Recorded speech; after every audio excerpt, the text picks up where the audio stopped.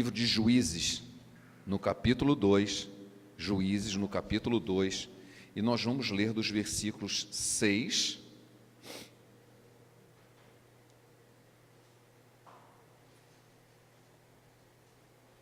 a 22. Juízes, do capítulo 6, do capítulo 2, do versículo 6 ao 22.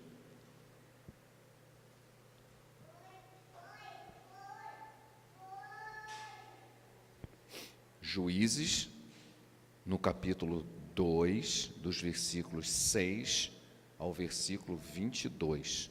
Eu vou ler, os irmãos acompanham, por favor, a leitura, com toda reverência, já que é a palavra de Deus. Havendo Josué despedido o povo, foram-se os filhos de Israel, cada um a sua herança, para possuírem a terra.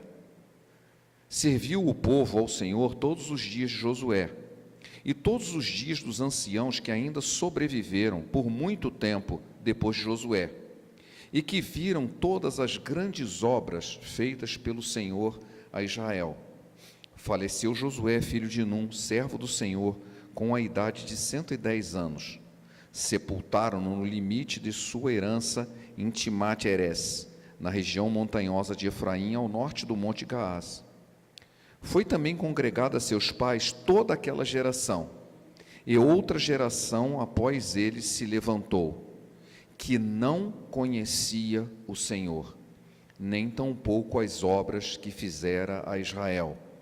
Então fizeram os filhos de Israel o que era mal perante o Senhor, pois serviram aos Baalins, deixaram o Senhor Deus de seus pais, que os tirara da terra do Egito, e foram-se após outros deuses, dentre os deuses das gentes que havia ao redor deles, e dos adoradores que provocaram o Senhor à ira.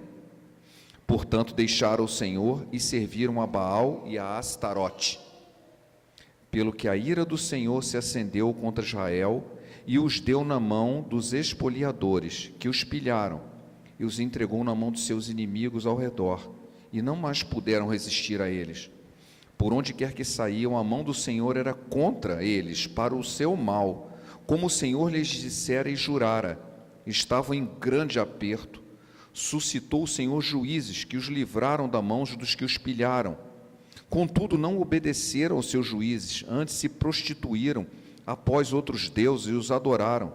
Depressa se desviaram do caminho por onde andaram seus pais, na obediência do mandamento do Senhor, e não fizeram como eles.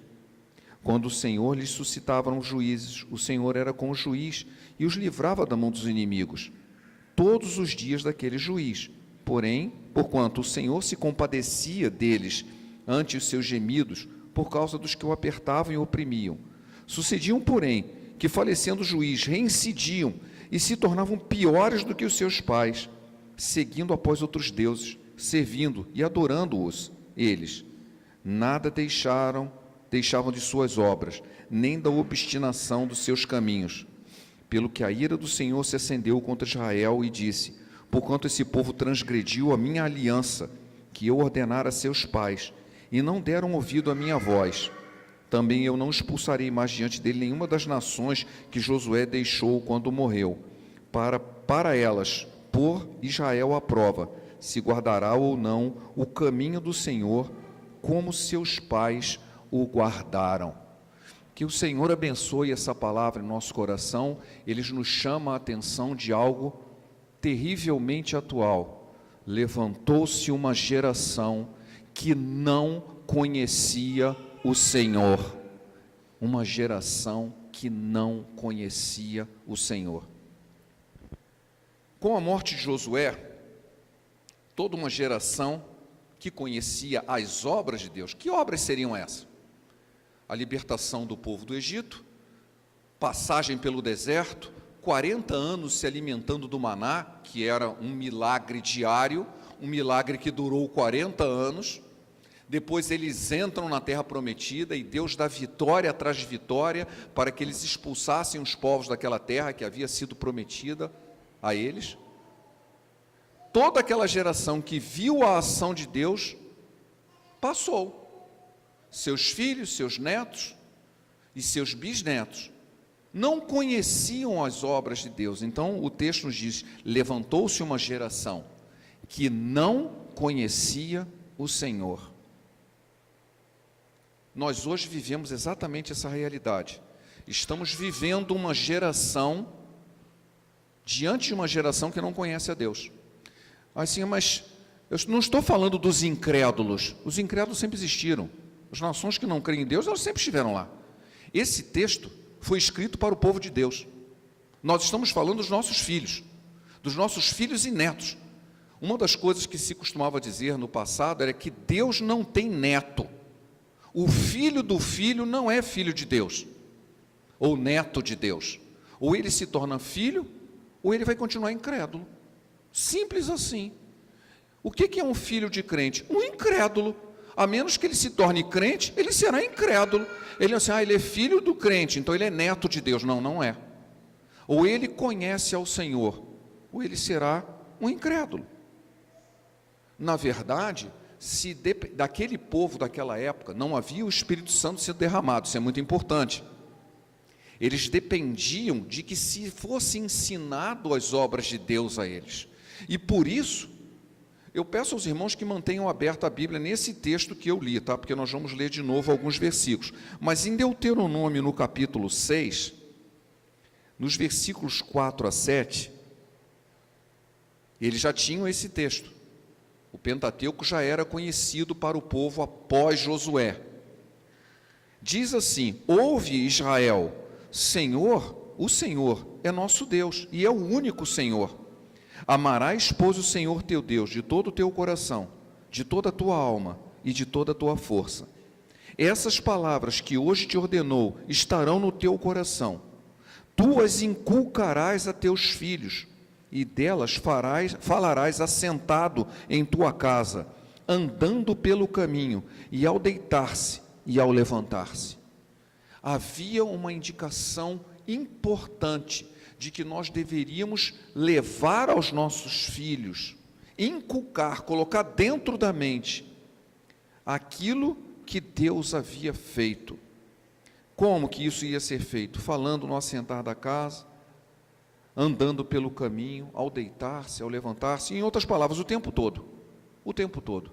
É interessante porque esse texto fala em amarás o Senhor teu Deus de todo o teu coração, de toda a tua alma, de toda a tua força. Jesus mencionou esse versículo, dizendo que ele era o resumo de toda a lei.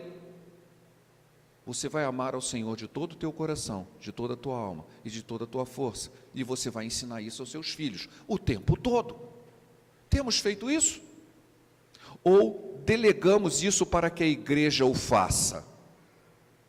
Uma das causas de nós estarmos perdendo nossos filhos para o mundo, gerando uma geração que não conhece ao Senhor, gerando o que se chama de desigrejados, pessoas que cresceram na igreja, estão fora da igreja, por diversos motivos. Talvez nós tenhamos terceirizado a nossa responsabilidade para com os nossos filhos, dizendo que a responsabilidade é do pastor, que é da igreja. Muitos cresceram na igreja. Eu vi pessoas, dando antitestemunho, assim, eu sou filha de pastor, eu cresci na igreja, já andei demais na igreja, já fui demais na igreja, agora dá um tempo, dá de férias da igreja. Eles conheciam a igreja, conheciam pastores, conheciam a palavra, sabiam o evangeliquez de cor, paz do Senhor, meu irmão, Deus te abençoe, evangeliquez, mas não conhecem o Senhor, conhecem a igreja, conhecem pastores, às vezes até conhecem a palavra, mas não conhecem a igreja, não conhecem o Senhor. Eu fiquei preocupado, essa mensagem eu preguei há 15 anos atrás, 2004, e eu resolvi pregá-la de novo, porque essa semana que passou, eu vi um programa na History Channel, que me deixou incomodado, estava falando sobre predadores, animais. O leão é um predador, o rei dos animais, mas o leopardo também é. Só que o leopardo não pode matar o leão, ele não tem forças para isso. Sabe o que ele faz? Ele caça os filhotes, ele mata os filhotes do leão para não ter concorrência. Os predadores não se enfrentam porque um mata o outro, eles matam seus filhotes. E eu fiquei pensando, não é que Satanás está fazendo a mesma coisa? Ele não pode conosco, está derrotado. Ele ataca nossos filhos, porque eles ainda não têm força para se defender. Ele ataca, você é um predador que ataca os filhos. E nós parece que não estamos anestesiados, não percebemos essa realidade. Em vez de praticarmos o que está em Provérbio 22:6, ensina a criança no caminho em que deve andar, e até quando envelhecer, não se desviará dele. Nós começamos algumas ideias estranhas, assim, tudo aquilo que eu não tive eu vou dar para o meu filho. Sabe o que significa isso? Que você está criando critérios do mundo para o seu filho. Quando você começa a dar toda aquela prosperidade para ele, você não está ensinando que Jesus disse que a vida do homem não consiste na abundância dos bens que ele possui, não é? Lucas capítulo 12, versículo 15, a vinda do homem não consiste na abundância dos bens que ele possui. Nós precisamos ensinar o verdadeiro significado da vida, senão, olha, você vai ter um carro, você vai ter o último iPhone, você vai ter isso, você vai ter, e o que você vai ser? O que nós estamos ensinando aos nossos filhos? Isso gerou uma geração que não conhece ao Senhor. Como é que eu sei de uma geração que não conhece ao Senhor? Ela tem algumas características. E essas características estão descritas aqui, nesse texto que eu li de Juízes, por isso que eu pedi para os irmãos manterem aberto. A primeira característica está no verso 11. Uma geração que não conhece o Senhor, ela não se compromete em fazer o que é reto, o que é certo. Não está comprometida com isso. Veja o que diz o versículo 11. Então fizeram os filhos de Israel o que era mal perante o Senhor, pois serviram aos Baalins. Eles sabiam o que era certo, mas não faziam. Sabiam qual era o caminho reto, mas não faziam. Buscavam o caminho da facilidade. Eu costumava dizer para os meus alunos assim, olha, o caminho da facilidade é o caminho da mediocridade. Tudo que é mais fácil, normalmente é o errado. O certo é mais difícil. Fazer direito dá trabalho. Fazer bem feito exige estudo, exige competência, exige dedicação. Tudo que é mais fácil te leva ao caminho largo. Jesus disse, olha, existe um caminho largo, fácil, e são muitos que acertam por ele. Só que tem um detalhe, o final desse caminho é a perdição. E nós precisamos ensinar isso. As pessoas que não conhecem o Senhor preferem o caminho largo, preferem não fazer o que é reto ao Senhor, embora muitas vezes saibam qual é o certo, mas eu não quero fazer. Uma geração que não conhece o Senhor, ele não se desvia do caminho do Senhor. Isso está no versículo 17. Contudo, não obedeceram aos seus juízes, antes se prostituíram atrás de outros deuses. Depressa se desviaram do caminho por onde andaram seus pais, na obediência dos mandamentos do Senhor, e não fizeram como eles. Começa a fazer tudo diferente. Começa a fazer tudo diferente. Como é que aparecem os desigrejados? Como é que você começa a perceber que a pessoa está se afastando? Ele começa a questionar tudo que tem na igreja. Senão a igreja está errada. Aí começa a procurar a igreja alternativa. Quanto mais exótico, melhor. Nomes estranhos, doutrinas mais esquisitas ainda, mas é para lá que eu vou. Porque eu quero romper com a igreja tradicional. Você não está rompendo com a igreja tradicional. É porque você não conhece o Senhor. O próximo passo é não ir à igreja alguma. E arranja uma desculpa qualquer. Alguém falou alguma coisa que me magoou, alguém não sorriu para mim quando eu sorri para ele, eu dei bom dia, a pessoa não respondeu. Que coisa mais trivial. Eu li uma frase que foi atribuída ao Keanu Reeves, um ator americano bem famoso, e ele disse, nós vivemos uma geração de pessoas emocionalmente fracas. Tudo ofende, principalmente a verdade. Tudo ofende. Você fala uma coisa, a pessoa se sente ofendida, principalmente quando é verdade. Essa geração não conhece o Senhor. Não busca fazer o que é certo, pelo contrário, se desvia do caminho que é certo. O versículo em Juízes 20, 21 fala de uma geração que quebrou a aliança com Deus. Deus fez uma aliança com seus pais, fez uma aliança conosco: eu vou abençoar seus filhos, eu vou proteger você, eu vou te abençoar. Deus fez uma aliança, mas uma aliança pressupõe os dois lados, e o outro lado quebrou a aliança. As consequências vêm, as consequências vêm. Como está a sua aliança com Deus? Como está a sua aliança com Deus? As pessoas dizem assim: mas eu troco qualquer coisa de Deus pelas coisas do mundo. Até a igreja, a nossa igreja pequena aqui, ela tem um culto por domingo, um culto só, um culto por a semana inteira no domingo, e um só por domingo. E as pessoas arranjam compromisso exatamente no dia do culto, e na hora do culto, dizem: eu não posso ir porque, sei lá, vou à praia, ou eu recebi uma visita, ou eu tenho que estudar, você tem uma semana inteira, e na semana inteira você tem 2 horas, e nessa semana você arranja um compromisso. Sabe por quê? Você não conhece o Senhor. Não adianta arrumar desculpa. Você está colocando qualquer outra coisa no lugar das coisas de Deus. Está arrumando desculpa. Mas não é desculpa para nós, pastores, ou para a própria igreja. Você quer apresentar essa desculpa para Deus? Senhor, eu não fui hoje, sabe? É que eu estava cansado, eu dormi mais. Eu já ouvi um irmão dizer isso: se eu acordar, eu vou. Convidei ele para ir à igreja, ele me respondeu exatamente isso. Só que o culto era às 6 da tarde, não era de manhã. Se eu acordar, eu vou. Como é que é? Esse indivíduo tem compromisso com Deus? Desculpe, não. É de questionar se ele realmente conhece o Senhor, porque qualquer outra coisa substitui as coisas de Deus. Não, mas eu conheço a Deus. Não conhece, não conhece. Você talvez conheça a igreja, conheça as coisas que a igreja faz, conheça o jargão, conheça o pastor, conheça várias coisas, mas você não conhece o Senhor.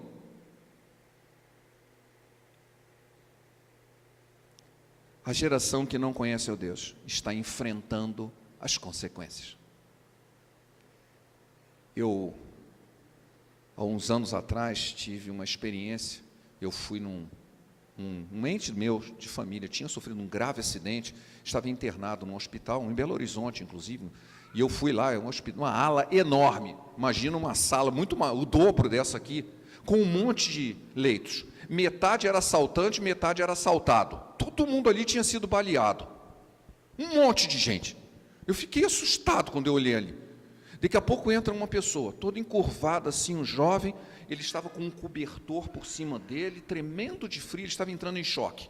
Ele tinha tomado 3 tiros nas costas, 2 atravessaram o pulmão. Mas o que me chamou a atenção é que ele trazia uma Bíblia no peito. Um pequeno evangelho dos Gideões, e ele sentou, e ele ficava assim: eu nunca mais vou deixar Jesus, eu nunca mais vou deixar. Eu achei aquilo estranho, né? Me aproximei dele. Procurei saber quem era. Seu nome era Ezequiel, filho de crente, da Assembleia de Deus, envolvido com o tráfico de drogas. Seu vizinho, amigo do tráfico, ele deu 3 tiros a queima-roupa nas costas. Ele sobreviveu. Mesmo com o pulmão perfurado, com dificuldade de respiração, ele estava ali ainda em choque, tremendo, né, por causa da temperatura baixa do corpo. Eu orei com ele, conversei com ele, e eu falei para ele: Ezequiel, Deus te deu uma segunda chance.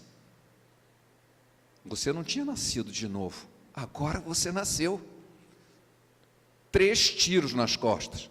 E ele falou para mim assim: eu estou muito preocupado, porque quando eu voltar para casa, o cara que me deu tiro está solto, e ele é meu vizinho. Ele está só esperando eu voltar para acabar o que ele começou. O que eu devo fazer? Eu falei: mande um recado para ele. Agradeça. Sim, olha, eu quero te agradecer porque você matou o antigo Josiel, o velho Josiel. Ezequiel. Um novo Ezequiel nasceu. Um novo Ezequiel nasceu. E ele sorriu e disse: boa palavra essa. Mande um recado para ele, agradeça. Porque o Senhor te deu uma oportunidade. Você está sofrendo as consequências de não ter seguido os caminhos do Senhor, porque você não conhecia o Senhor, você cresceu na igreja. Aqui no Putim, eu já tive essa experiência. Grande parte das pessoas que estão presas na cadeia aqui são oriundos da igreja, são filhos de crente. Só tem Davi, Saul, só tem nome bíblico lá. Você vai fazer a lista de chamada dos presos, parece que você está lendo a Bíblia. Só tem nome bíblico lá, tudo filho de crente, todo mundo na cadeia. Uma geração que não conhece a Deus e está sofrendo as consequências. Sofrendo as consequências. Se nós pensamos que isso é uma mera coincidência, eu me lembrei de uma coisa muito triste. Satanás, eu falei aqui no início, ele está pegando as crianças. Em 1991, eu estava fazendo um curso na França. Janeiro de 91, explodiu a Guerra do Golfo.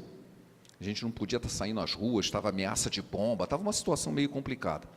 E eu fiquei assistindo televisão, a televisão francesa, a estatal francesa, chamada TV5.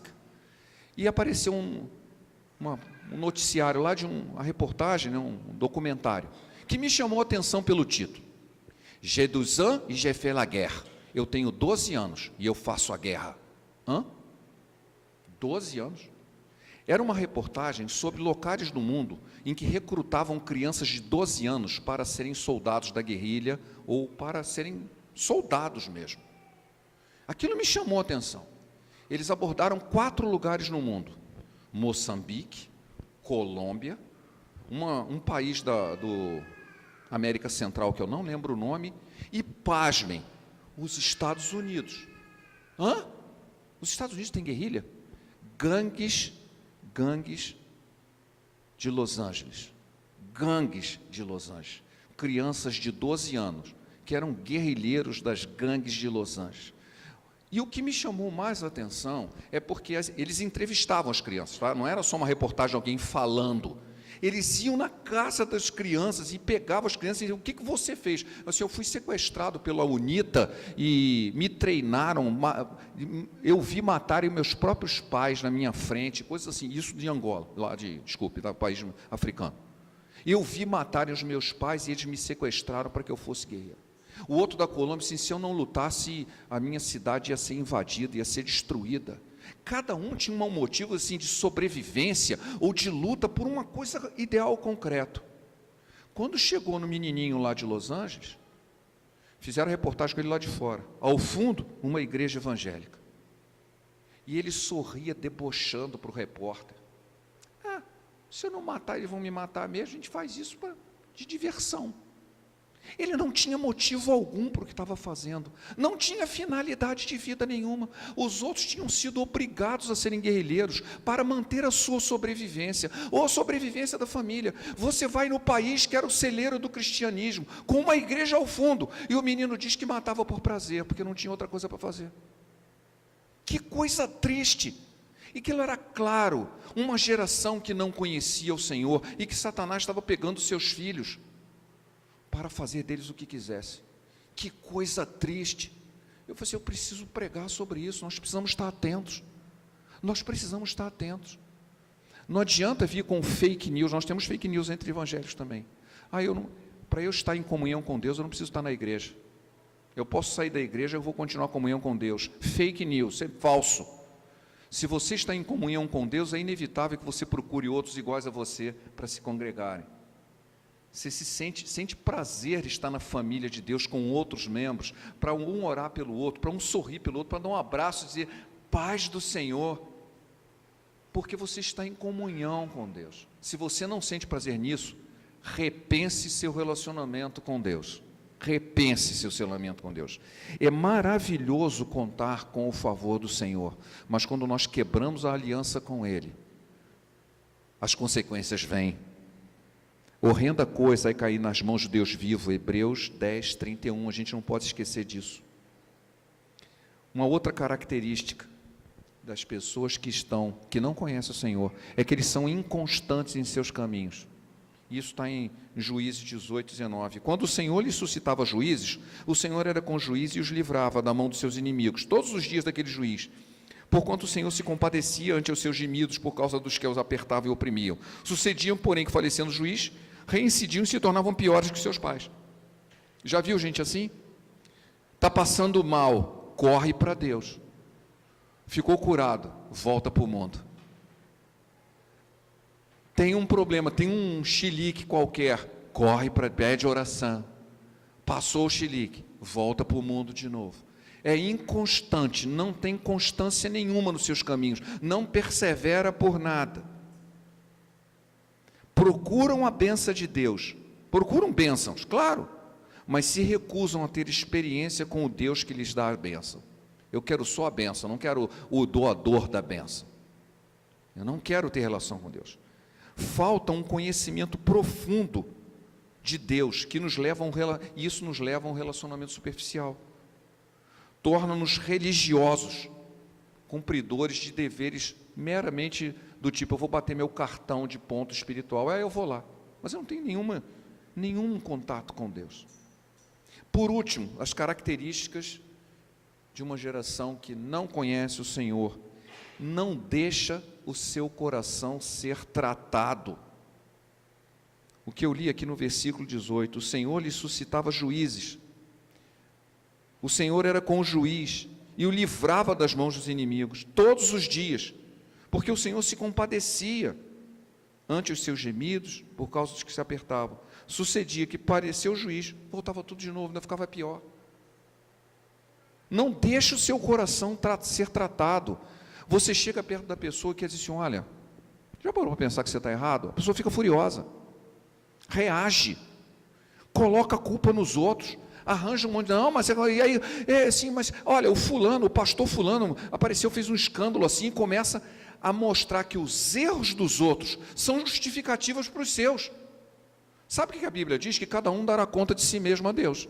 Não interessa se tem um pastor corrupto, ou alguém que falou alguma coisa que não devia, ou fez alguma coisa que não devia, ou usou o dom de Deus de forma enganosa. Na quarta-feira nós mencionamos sobre isso. O que existe de errado com os dons de Deus? Nada. O uso deles é errado. Você faz mau uso e escandaliza a palavra de Deus, mas não é o dom que está errado, é o uso. São as pessoas que estão agindo mal. E aí você vai falar e a pessoa usa isso como desculpa e apresenta o pecado alheio como justificativa do seu. Ele não deixa o seu coração ser tratado. Não deixa o Espírito Santo dizer assim, olha, não foi para isso que eu te chamei. Essa não é a nossa aliança. Você está em falta. Você está fazendo errado. Você se afastou de mim. Aí a pessoa, não, mas eu faço isso, mas os outros também fazem. Aí começa aquela, recursivamente, as mesmas desculpas. Eu não deixo o meu coração ser tratado. Última ilustração, e essa eu quero que vocês nunca esqueçam. A ilustração da formiga. Eu não sei quantos já ouviram essa história, mas ela é fantástica e ela é verdadeira. Os psicólogos experimentais começaram a estudar o comportamento das formigas, e qualquer um pode fazer o mesmo teste. Se você puser açúcar, vai ficar uma fila de formiga, né? indo e voltando para o açucareiro. Eu não sei se você já perguntou como é que a formiga acerta onde está o açúcar e consegue voltar para o formigueiro. Já se pensaram isso? Eles não têm GPS, né? Como é que a formiga acha o açúcar e depois ela sabe voltar para o açucareiro? Se você olhar a trilha, uma formiga comunica com a outra. A cada 3, 4 formigas, a formiga vai lá e dá uma picadinha numa formiga e a outra passa uma para outra, passa uma para outra. Elas vão ensinando o caminho, certo? Podem observar isso. A formiga ensina o caminho. Mas eles descobriram algo fantástico, fantástico. A formiga que foi ao açúcar, ela consegue dizer para a formiga que está vindo aonde está o açúcar. Mas se a formiga que ouviu isso não chegar até o açúcar, ela não é capaz de passar para outra formiga aonde está o açúcar. Ela primeiro tem que ver o açúcar, para depois se tornar informante de onde está o açúcar. Ou seja, você não consegue terceirizar as coisas. Uma formiga vai ao açúcar e quando ela volta, ela diz para outra onde está o açúcar. E aquela que ela disse, tem que ir até o açúcar, para depois dizer para outra onde está o açúcar. Ela não pode dizer, alguém me disse que o açúcar fica para lá. Não vale, formiga não faz isso. Crente também não. Olha, eu ouvi falar de Jesus, viu? Cara, estar com Jesus é bom. Eu não sei nada sobre isso, mas disseram que é legal. Será que é isso que a gente está fazendo? Nós estamos dando uma de formiga? Não, a formiga fala, ela vai primeiro ao açúcar, para depois falar para as outras. Nós estamos querendo cortar o caminho e dizer onde está o açúcar, sem jamais ter ido lá. Nós não vamos ensinar aos nossos filhos uma experiência com Deus, se nós mesmos não temos. Vamos ser hipócritas. Você é uma pessoa na igreja, em casa você é outra. Eu te conheço. Você não é, você na igreja você é uma pessoa, aqui em casa você é outra. Você não está vivendo o que você está pregando. Nós não podemos contar para alguém sobre a relação maravilhosa com Deus, se nós mesmos não a tivermos. É exatamente como a formiga faz. Para ela contar para o caminho da outra onde está o açúcar, ela primeiro tem que ir ao açúcar. Ela sabe onde está porque ela foi lá. Então ela vai contando para todas as outras que vai pelo caminho. O açúcar está ali, o açúcar está ali, o açúcar está ali. Aí as outras vão. Aí cada uma que chega no açúcar vai fazer a mesma coisa. Mas uma do meio do caminho não pode voltar e dizer para a outra ir lá. Entenderam? É uma ilustração fantástica. E é verdadeira. A formiga só conta onde está o açúcar porque ela foi até o açúcar. A mesma coisa. Eu só posso falar do meu relacionamento com Deus se eu tiver um. Se eu não tiver, não adianta. Que testemunho que eu vou dar? Isso é hipocrisia. Não posso ensinar a uma outra geração a conhecer ao Senhor, se eu mesmo não conheço. Então eu preciso primeiro conhecer a Deus profundamente, para então começar a ensinar a nova geração a conhecer aquele Deus que eu conheço e estou ensinando a ser conhecido também. Não é? Amém? Eu gostaria de terminar lendo Isaías 55, porque lá tem a receita. Lá tem a receita. Se você hoje se reconhece devedor disso, se a sua aliança com Deus está quebrada, se você tem colocado prioridades diferentes de Deus na sua vida, que não são as de Deus, você pode fazer isso, você pode tomar uma decisão e mudar. Sempre há espaço para mudar. O Senhor, o nosso Deus, é o Deus da segunda chance. Nós sempre temos uma outra chance. Enquanto estivermos vivos, sempre temos uma segunda chance. Haverá um dia em que não a chance, a porta se fechará, mas enquanto ela estiver aberta, você pode passar por ela. Abram comigo Isaías no capítulo 55, e nós vamos ler do versículo 6 a 11. É um clamor do profeta, buscai o Senhor enquanto se pode achar, invocai-o enquanto está perto. Deixe o perverso seu caminho, o iníquo seus pensamentos, converta-se ao Senhor, que se compadecerá dele, e volte para o nosso Deus, porque é rico em perdoar, porque os meus pensamentos não são os vossos pensamentos, nem os vossos caminhos, os meus caminhos, diz o Senhor, porque assim como os céus são mais altos do que a terra, assim são os meus caminhos mais altos do que os vossos caminhos, e os meus pensamentos mais altos que os vossos pensamentos. Porque assim como desce a chuva e a neve dos céus, e para lá não tornam, sem que primeiro reguem a terra, e a fecundem, e a façam brotar, para dar a semente ao semeador, e pão ao que come, assim será a palavra que sair da minha boca. Não voltará para mim vazia, mas fará o que me apraz, e prosperará naquilo para o qual a designei. Amém? A palavra foi pregada, e ela disse que ela veio de Deus, e ela nunca volta vazia. Buscai ao Senhor enquanto está perto. Eu lembrei agora, enquanto estava lendo, uma música muito famosa dos Vencedores, uma música muito curtinha, cujo título é Canção para Pedro. Eu não vou cantar aqui para não estragar a música, mas ela diz o seguinte: volta, sobe ao monte, sabe que ali teu mestre morreu, solta tuas redes e vê depressa o quanto sofreu, que por sua vida, suas feridas, perdão te deu, num amor mais alto do que a própria morte. E eu não consigo mais falar, porque eu fiquei emocionado agora, que o Senhor me abençoe. Vamos orar, que os irmãos, o Pai, sejam realmente tocados por essa palavra. Vamos nos colocar de pé, vamos orar, e que nós pensemos, não vamos deixar que essa geração não permaneça sem conhecer ao Senhor. Vamos buscar ao Senhor enquanto se pode achar. Amém? Pai, a Tua palavra, ela nunca volta vazia. É o que acabamos de ler no texto. Ó Pai, que ela seja fecunda em nosso coração, que saiamos daqui com uma disposição de Te conhecer mais, de Te buscar mais, de não nos comportarmos como uma geração que não Te conhece, pelo contrário, mas de uma geração que Te conhece e que é capaz de ensinar a outros as Tuas grandezas, a Tua misericórdia, o Teu amor, o Teu poder. Senhor, fica conosco, que possamos Te buscar sempre, que possamos ter-Te perto, Senhor, que possamos ser conhecidos por Ti, Senhor. assim como nós te conhecemos, ó Pai. Queremos conhecer-te mais, vem falar ao nosso coração, vem transformar as nossas vidas. Te pedimos isso não pelo nosso merecimento, mas em nome de Jesus. Amém. Queridos, podem sentar.